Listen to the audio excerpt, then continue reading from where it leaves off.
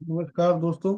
आज आपके सामने ईस्टर्न बॉडी वेस्टर्न माइंड अनुरिया जोड़ी द्वारा पुस्तक लिखित जो चक्रस पर आधारित है, पिछले अध्याय की अगली कड़ी को बड़े ध्यान से सुनते हैं। ग्राउंडिंग व्यायाम। जमीन के साथ गतिशील संपर्क की भावना को बढ़ाने के लिए मैं क्लाइंट से कहता हूं कि वह अपने पैरों को कंधे की चौड़ाई पर रखे, पंजों को थोड़ा अंदर की ओर और घुटनों को थोड़ा मोड़ कर रखे। कभी कभी मैं उसे अपने पैरों को इस तरह से धकेलने के लिए कहता हूँ जैसे कि वह फर्श के तख्तों को अलग करने की कोशिश कर रहा हो, जिससे पैर की मजबूती बढ़ती है। इस तरह से स्थिति में रहने पर व्यक्ति को आसानी से जमीन से धकेला नहीं जा सकता। जब थेरेपिस्ट स्थर्नम पर थोड़ा सा दबाव डालता है तो उसे उस स्थिति को बनाए रखने के लिए कहने पर उसे अपने पैरों को जमीन में दबाना पड़ता है, जिससे पैरों में ऊर्जा बढ़ जाती है। एक बार जब मूल स्थिति स्थापित हो जाती है तो मैं उसे धीरे धीरे कई बार अपने घुटनों को मोड़ने और सीधा करने के लिए कहता हूँ। झुकते समय सांस अंदर लेना और सीधा करते समय सांस छोड़ना और उन्हें जमीन पर दबाना। घुटनों को पूरी तरह सीधा नहीं करना चाहिए। यदि यह व्यायाम सही तरीके से किया जाता है तो पैरों में हल्का कंपन शुरू हो जाएगा। कुछ लोगों के साथ इसमें केवल कुछ सेकंड किया जा सकता है तो पैरों में हल्का कंपन शुरू हो जाएगा। कुछ लोगों के साथ इसमें कुछ सेकंड लगते हैं, जबकि अन्य के साथ कई मिनट। कंपन इस बात का संकेत है कि पैरों और पंजों में नई ऊर्जा आ रही है। यदि व्यायाम जारी रखा जाता है तो यह ऊर्जा धीरे धीरे बढ़ेगी और कंपन मजबूत हो जाएगी। जैसे जैसे यह होता है, इसका उपयोग शरीर के उन हिस्सों को सक्रिय करने के लिए किया जा सकता है जो शून्य हो गए हैं और ब्लॉक के माध्यम से चलते हैं, या इसे शरीर के बाकी हिस्सों में ऊपर की ओर भेजा जा सकता है। हर बार जब हम किसी ठोस चीज के खिलाफ धक्का देते हैं तो हम अपने शरीर में ऊर्जा के प्रवाह को बढ़ाते हैं। जमीन के साथ संपर्क बढ़ाने से आवेश बढ़ता है। ग्राहक बढ़े हुए आवेश से कैसे निपटता है इसका ध्यान रखना चाहिए। यदि चिंता उत्पन्न होती है तो उसे या तो संसाधित संसाधित किया जाना चाहिए या कम किया जाना चाहिए।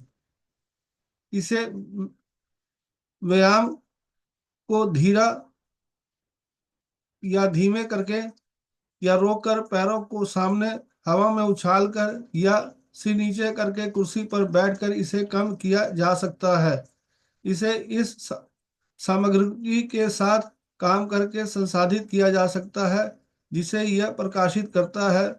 उदाहरण के लिए, शैली अपने पहले ग्राउंडिंग अनुभव के दौरान बहुत चिंतित हो गई थी।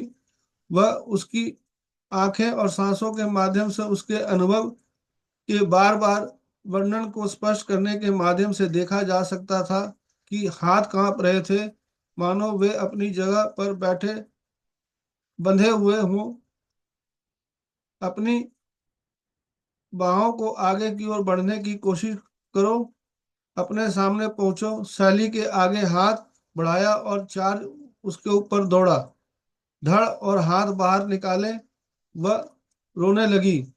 बेचैनी की भावना बदल गई और वह अचानक अपनी माँ को के पहुंचने की इच्छा की याद में डूब गई जब उसकी माँ वहां नहीं थी।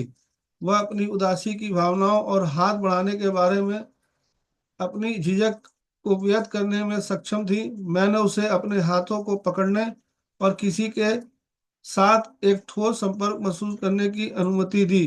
अंतिम परिणाम शांति की भावना थी। इस मामले में चिंता उस भ्रम से उत्पन्न हुई जो उसे किसी जरूरत के प्रति अपनी सहज यानी मूल प्रतिक्रिया के बारे में महसूस हुई।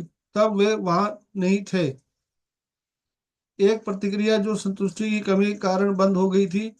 अन्य मामलों में इसे इतनी आसानी से हल नहीं किया जा सकता है।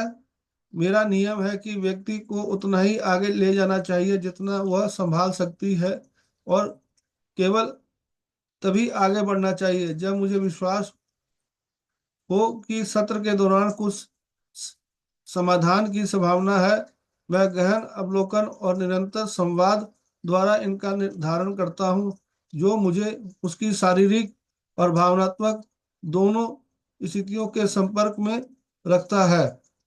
जैसे ही कोई अभ्यासों द्वारा प्रकाश में लाए गए मुद्दों को हल करना शुरू करता है, ग्राउंडिंग ठोस हो जाती है।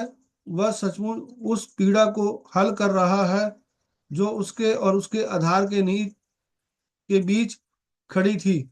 ग्राउंडिंग ठोस हो जाती है। नौकरी, आवास और शारीरिक बीमारियों से जुड़ी समस्याएं सभी पहले चक्र के मुद्दे हल होने लगते हैं। दोस्तों, ये अध्याय यही खत्म हुआ।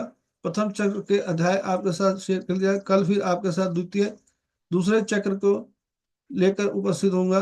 धन्यवाद। Thank you.